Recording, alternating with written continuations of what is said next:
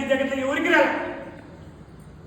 ఆయన మాట్లాడతాడు, తానని తానని తనదని తన వాసన కలిగి, తానని తనదని తన వాసన కలిగి, ఈ జనన మరణములందు చిక్కుబడి పారాడే ఈ జీవికి పరమెట్లు దొరుకురా. తానని తనదని తన వాసన కలిగి, ఈ జనన మరణములందు చిక్కుబడి పారాడే ఈ జీవికి పరమెట్లు దొరుకురా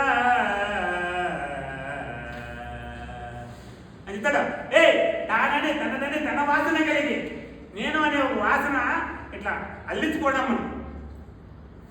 నేను నేను నేను నాది నాది నాది నేను నాది నాది నాది అనేసింది.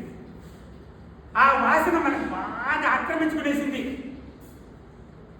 పరాట ఉంది జీవి, పుట్ట ఉంది సస్తా ఉంది, పుట్ట ఉంది సస్తా ఉంది. దానికోసం అన్న నాది అనే కోసం. ఈ దీనికి ఎట్లా పరం దొరుకుతుంది? దొరకదు కదా నైనా, నీకు దొరకదు. బాగా వచ్చింది. ఆయన ఏమన్నా ఒక అమ్మాయిని లవ్ చేసినాడు. ఎవరు ఆ అమ్మాయి పేరు? విశ్వదాభిరామన్ ఏమంట. ఆ అమ్మాయిని లవ్ చేసినాడు. ఆ అమ్మాయి మన జగత్త, ఇంకేం లేదు. జగత్ 24 గంటలు ఆ అమ్మాయి అనిపించండి. అయిపోయి ఎవరు ఏమన్నా అర్థమవుతుందా? నీకు అది పెట్టుకొని అంత బాధాలా? ఆ దాంట్లో యూట్యూబ్లో వీడియోలు పెడతాము, దాన్ని చూస్తే కదా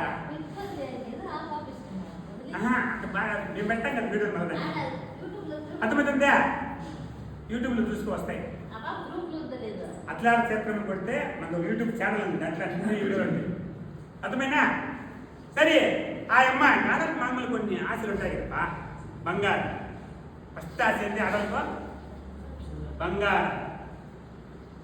ముక్కులేక పుల్లలు కావాలా, చెవులు లేక కమ్మలు కావాలా, ఇట్లా వేసుకునే నిమ్మ కావాలా, ఇట్లా నడుము గేట్ వేసుకుంటారు డాము అది కావాలా, చేతులేక గాజులు కావాలా, అయినా ఎన్నో రకరకాలుగా బంగారు కావాలి. ఇది అడిగింది. ఎవరు ఏమన్నా? ఆ అమ్మ ప్రియురాలు ఏమని అడిగింది?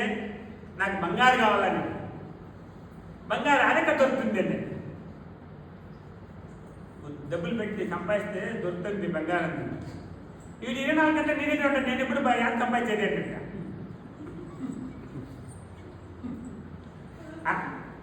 ఇంకా వీడు ఎవరు పని పని చేస్తాడంటే బంగారు సంపాదించచ్చు. వీడు పనే పని చేయడు కదా, చేస్తాడా? చేయడే, చేసే రకం కాదా. ఇంకెప్పుడు నీ దగ్గర ఉంటాడు. నేను మళ్ళీ పని చేసింది ఎప్పుడు బంగారు సంపాదించాడా? సరే నేను ఓనాడు ఇట్లా మోర మీకు నేను శుద్ధి చేసుకుంటా. బంగారు కావాలి ఏం చేసేది? వాడు కూడా నా ఎట్లా వచ్చింది. నేను కోతి మాట్లాడుతాను, కోతి కదా పక్క వెళ్ళదు. అర్థమైనా? పడేది కదా. ఏమన్నా బాగుంటుంది ఈ లోపల చాలా ఢిల్లీ తినేవో ఏమి ఇట్లుంటావా? ఏం లేదు, బంగారు యాద దొరుకుతుంది. ఏమి బంగారు దొరుకుతుంది. ఒక మంచి నాకు తెలిసినవాడు మంచి పండితుడు ఉన్నాడు, వైద్యుడు. వాడు బంగారు తయారు చేస్తాడంటే మన దగ్గర పదమ్మరా అని. పదరా మన పదం మన దగ్గరికి అని ఇద్దరు కలిసినారా. నేను కూడా పోయింది. నా దగ్గర ఒకడు ఉండే రిటెప్స్ ఉన్నాయి, పుంగులూరు.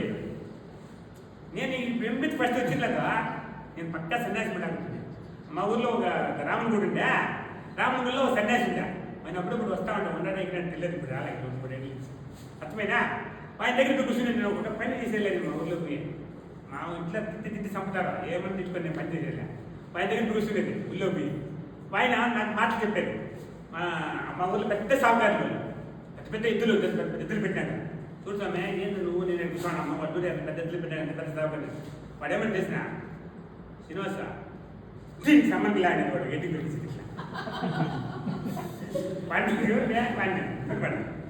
దీనికి సమం లేవాడు అనేవాడు. ఇప్పుడు నా కొడుకు ఏం ధైర్యం వాడు పెద్ద పెద్ద ఎద్దులు పెట్టుకోవాడు, అంత పెద్ద బిల్డింగ్లు కట్టుకోవాడు, అంత భూములు ఉన్నాయి. వీడి ఏంటికి సంబంధం లేదు, నా సమస్య లేదు అంటాడే. నాకు వాడంటే భలే ఇష్టం నాకు. దీనికి సమం లేవాడని నేను ఏంటి చేసేది నాకు కొంచెం కూడా తగ్గడా ఏమి లేకపోయినా కూడా మళ్ళీ గోకొట్టు పెట్టుకోవాలి అంతే దినం ఇంటికి పోయిన ముందు ఆయనకి కూడా ఆయనకి పోయిన ముందు కూడా బాధ అయినా ఒక ఇంటి మొత్తం మొదలం బాధ ఇంటికి అన్ని ఇంట్లో అయిపోయినాక మళ్ళీ వస్తాడు అట్లా తింటా ఒకే బొత్తులు అయిపోయి ఏం లేదు వాడు అమ్మ తింటాడప్పా దీనికి సమం లేదని కూడా ఇంటి పెట్టినా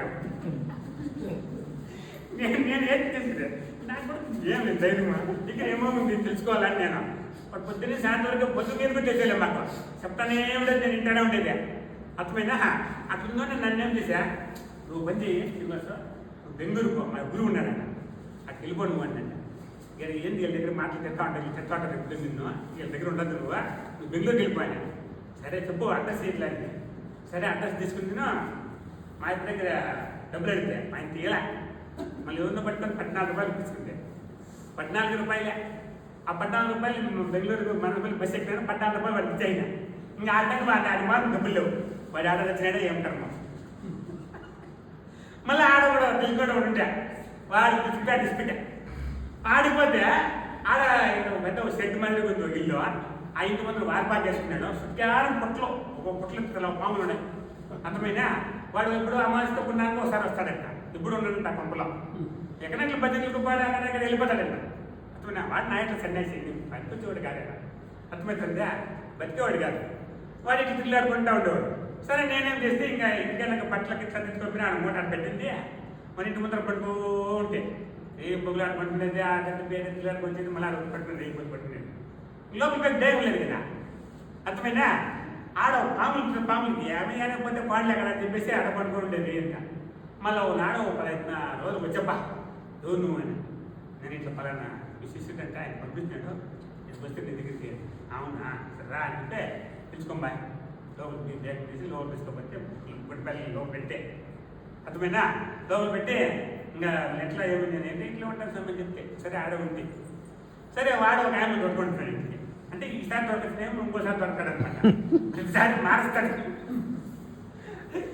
ఒక ఆయన కాదు వెళ్తే మారుస్తాడు వాటిల్ని అయినా రకరకాల కళలు దొరుకుని వస్తాడు 15 రోజులకు ఒకసారి వాళ్ళు వచ్చాడు నేను బయట పెట్టుకోవాలి అప్పుడు వాడనే పని సరే నాకంటే అయితే అయినా అది కూడా పెట్టుకోవాలి బయట ఏ చిన్న కష్టాలు పడిందా నేను నీకు తెలియదు ఎంత కథ నాకు దుఃఖంపతి కుదరదు వేరే అర్థమవుతుందా వాడ బంగారు తయారు చేసే పని ఉంది బంగారు తయారు చేస్తాడు ఒక కొలిమి పెట్టుకున్నాడు ఉన్నది ఇట్లా తిప్పేది మేము కొలిమి ఉంటుంది కదా తిప్పితే సన్నగా పడేది గంటలో దగ్గర ఉంటుంది చూడు అది పెట్టాడు దానికి ఏమేమి పదార్థాలు ఏమి పెద్ద గ్రంథాలు పెట్టుకోవాలి ఇన్ని గ్రంథాలు నేను ఊరికి పడి నన్ను చూస్తే నేను గ్రంథాలు చూడాలని చూస్తే అన్ని దానికి సమాచారం అంతా ఉంది అర్థమవుతుందా నేను ఆలోచిస్తే మంచి తాగుకొచ్చింది నేను ఇంకేమైనా బంగారు తయారు చేసేస్తాను అర్థమైనా వాడు అన్ని చేసి కాకి సచ్చి ఇసుపెట్టి అయినాడో ఏమో తెలియదు నాకు అయ్యింటే వాడే ఆ పరిస్థితి ఉన్నాడు అనిపించుకుంటే అయ్యిందా అర్థమైనా మళ్ళీ నేను ఇసుపెట్టేసి అనుకుంటాను అంటే మనకి ఎట్లేదు అట్లా ఆ వేమన్నకు ఒకటి తిన్నాడు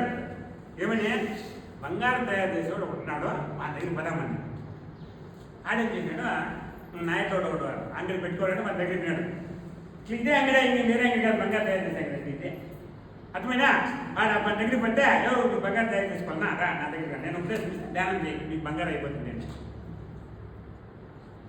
నిజం చెప్తాడా ధ్యానం పక్కా చేసిన వాళ్ళు వాళ్ళ దేహము వాళ్ళ మొత్తం బంగారం అయిపోతుంది ఏం లేదు ఎప్పుడు ఉసిరాట నువ్వు మంత్రం పెట్టి ధ్యానం చేస్తావో ఆ కణాలన్నీ బంగారు కణాలు అయిపోతాయి గుర్తుపెట్టు బయలులో కూడా బంగారు ఎవరు తయారు చేయాలి దానంతకు తానే ఆ చుట్టి కొన్ని కణాలన్నీ ఉదాహరణ కొన్ని డ్యాష్ పట్టుకొని ఆ కణాలు బంగారు కణాలుగా కొన్ని వేల సంవత్సరాలు భూమిలో ఉన్నట్టుగా ఒక బంగారు ఎండపడిపోయింది అంతే అర్థమైంది సెపరేట్ తయారు చేయలేరా అట్లా నీ లోపల కూడా బంగారం తయారు చేసుకోవచ్చు పక్కా ధ్యానం చేసుకుంటే అర్థమవుతుందా నువ్వు ఒంటికి పోసినా బంగారం అయిపోతుంది రొట్టు పూసినా కాదు బంగారం అయిపోతుంది నువ్వు ఏం చేసినా మొత్తం బంగారం అయిపోతుంది ఆ యోగం చెప్పినాడు ఎవరు గురువు ఏమన్నది ఈ పని చేయకు నువ్వు బంగారం అయిపోతుంది ఒంటికి పోసిన బంగారం అయిపోతుంది నువ్వు ఏం చేయడం బంగారం అయిపోతుంది నువ్వు ముట్టిందల బంగారం అయిపోతుంది పో అన్నది అప్పుడు ఆ యోగాన్ని పట్టాను బ్రహ్మతి కానీ ఏమన్నా బ్రహ్మతి వినలా మీరు ఎట్లా అనుకున్నారన్నా నేను దేవుడు కావాలని చెప్పి ఏమన్నా బ్రహ్మతి వినలా బంగారం కావాల్సింది ఎందుకంటే ఆయన అడిగింది కదా ఎవరు ప్రియురాలు చుట్టరాలు ఏమంటారు ఏమో చుట్టరాలు కదా ఆయన అడిగింది ఏమన్నా బంగారు కావాలి ఆయనకు బంగారు ఇచ్చే కోసం ధ్యానం పట్టినాను బా ఓహో దేవుడు ఏం పెట్టాడు ఏమి లేదా మళ్ళీ ఆయన కోరిక తీసాలి కదా అని చెప్పేసి గంటలు ధ్యానం చేసి బంగారు అయిపోయింది. ఏం చేసినప్పుడు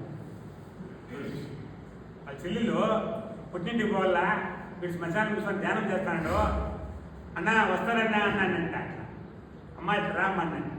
పక్కన ఒక శవము పులుగులు పడిపోయినట్ట, ఏదో కుక్కర గాలి తెచ్చి శవం అది ఎత్తి పులుగులు ఎత్తి ఆయమ్మ ఒళ్ళకేసి పట్టమ్మా అని వేసినట్టు పులుగు ఇంటికి చూసుకుంటే వజ్రాలు అయిపోయింది. సత్యమే, మన స్పర్శ కలిగితే వజ్రాలు అయిపోయింది. అద్భుతంగా మళ్ళా సరే బంగారు అది ఏం చేసినా బంగారు పత్రం అంటే శిష్యులు శిష్యులు అయిపోయారంట భగవానికి. ఏం దిక్కులేక శిష్యులు అంటే ఎక్కడ చూసినా ఏం బంగారం అయిపోతుంది ఇక్కడ ఒడ్డుకు పోతే బంగారే బంగారు ఎత్తుకునేదంటే శిష్యులు ఇంకేం డ్రమ్ము తెచ్చుకునే కాదు శిష్యులు ఏంటి. నా వెనకంటే వచ్చినా కూడా అట్లా వల్ల వెళ్ళిపోయి ఇట్లా తగిలిపోతారు ఏదో మూర అడ్డమ్మ పోతుంటాయి ఎందుకు పడిపోయి అర్థమవుతుందా. అన్నీ వెళ్ళిపోయినాయి. బంగారు కోసం వచ్చింది, డబ్బుల కోసం వచ్చింది, ఇంకేదో భ్రమలు పెట్టుకోవడం కోసం వచ్చింది, అన్ని రాలిపోయినాయి. అర్థమవుతుందా. వాటిని అన్ని ముసుగుకునేయండి. శ్రమలు ముసుకుని బెల్లానికి మోసదు శ్రమలు ముసుగు ఈగులు ముసుగునే శిష్యులు.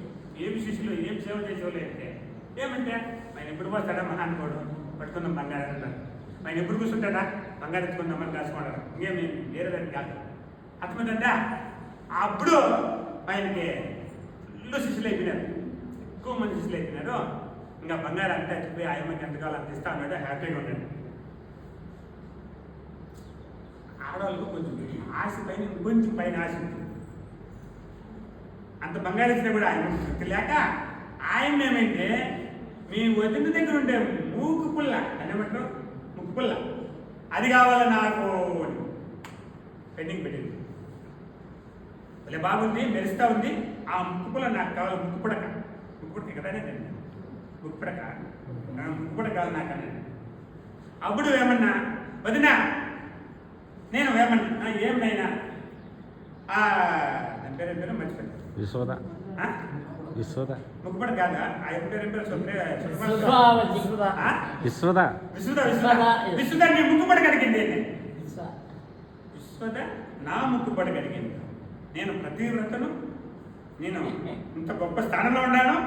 నా ముక్కు పుడక ఒక వేసి అడిగిందంటే దీనికి ఎంత ఉండల్లా, వీనికి బుద్ధి చెప్పాలంది.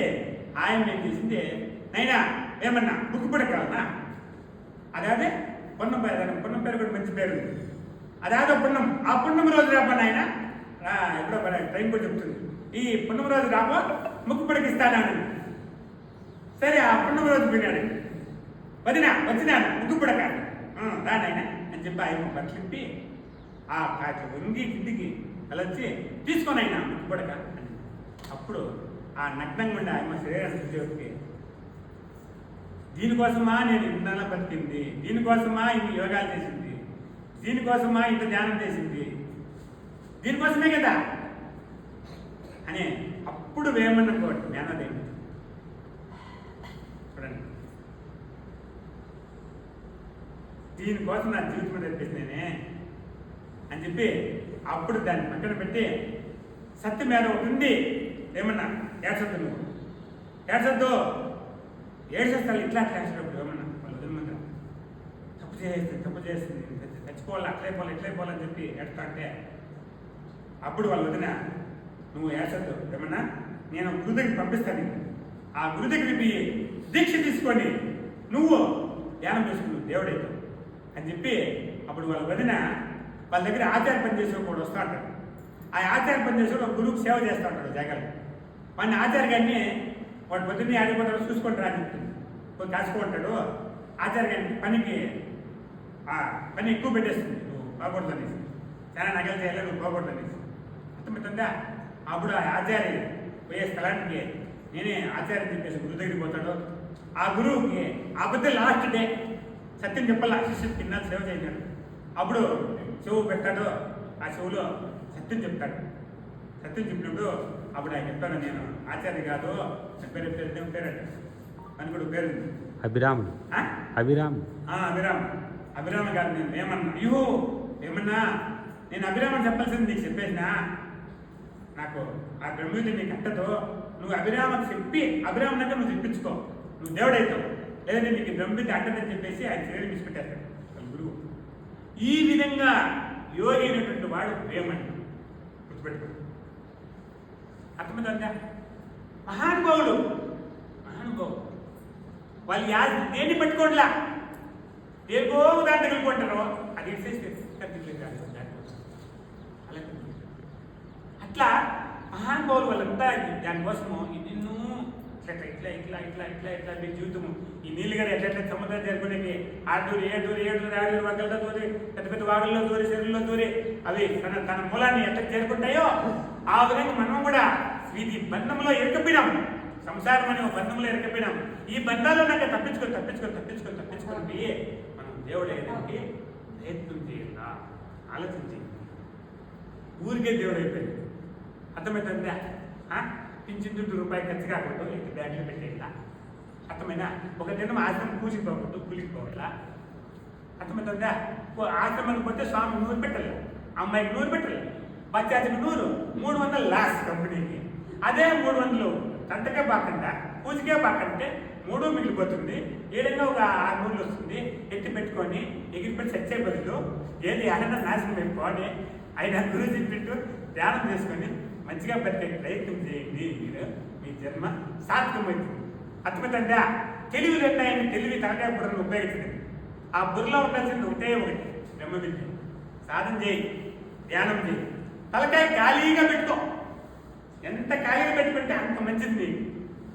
అర్థమైనా?